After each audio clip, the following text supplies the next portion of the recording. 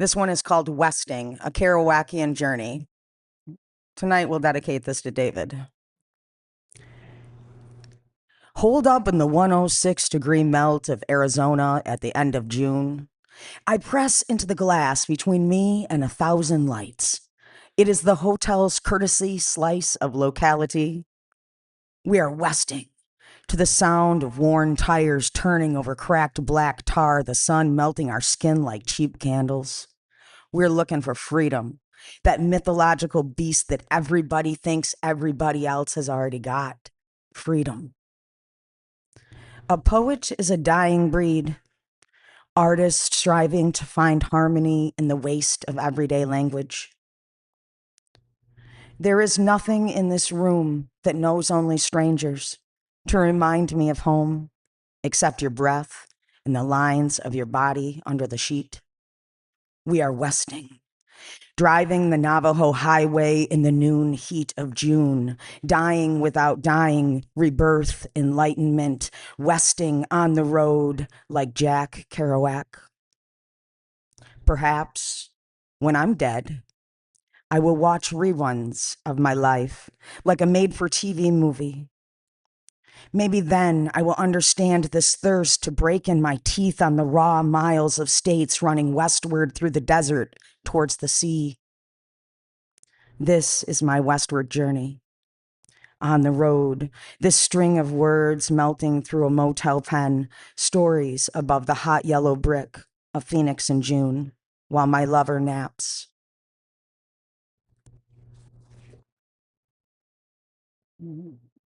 Want me to do like one more?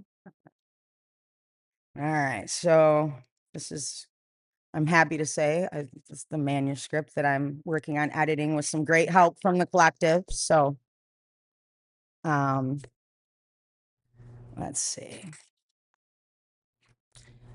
I've written edits all over these from all the wonderful comments that I've been getting that are so helpful from everybody in the collective, and I'm so appreciative.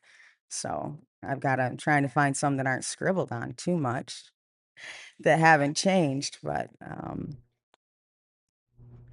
here, I don't think I've ever actually read this one aloud, so we'll do that. Growing into the hazards of woman. Pause for let me restart. All right, not blow your faces off. Growing into the hazards of woman. Pause for a moment to picture the scene. There are 3 crones seated at a table in a kitchen. It's a comfortable 1920s Sears kit home on the west side of the river in an average mid-sized town built on native land with scars rising from the tracks of carriages and trains that hauled lumber to the river. Listening, there's a small girl hiding behind the shadow of a door. Her face is pale. The crones speak. It happens. So it does. So sad. She was so young.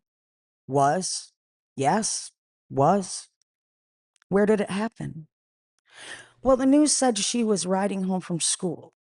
Alone? Yes, it seems so. Well, perhaps she should have taken the bus. Yes, you're right. It matters little what she should have done now. Yes, you're right. I doubt these things can ever really be prevented.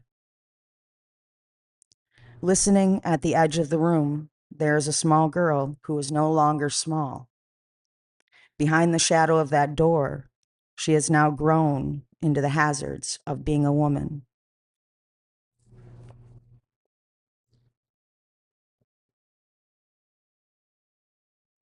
All right, see if I have one short, like maybe not depressing thing. All right. Oh, that one's depressing. All right. Here, I like to read this one, and I think Christine would like to hear it here. So,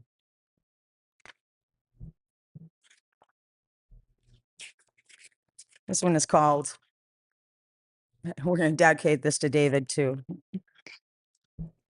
Holy, holy, holy. A footnote to the footnote to howl. Holy, holy, holy. The ordinary queer prophets pounding the keys with truth who have for centuries laid the words that would define generations. Holy Sappho, holy Oscar Wilde, holy Emily Dickinson, holy James Baldwin, holy Radcliffe Hall, holy Frank O'Hara, holy Gertrude Stein and Alice Tolkis too, holy Langston Hughes, holy W.H. Auden, holy Audre Lorde, holy Adrienne Rich, holy Alice Walker, holy Mary Oliver, holy Andrea Gibson, holy, holy, holy Allen Ginsberg. Holy, holy, holy. Holy, the queer artist swimming upstream, leaving enlightenment for the masses in their wake. Dedicated to Allen Ginsberg.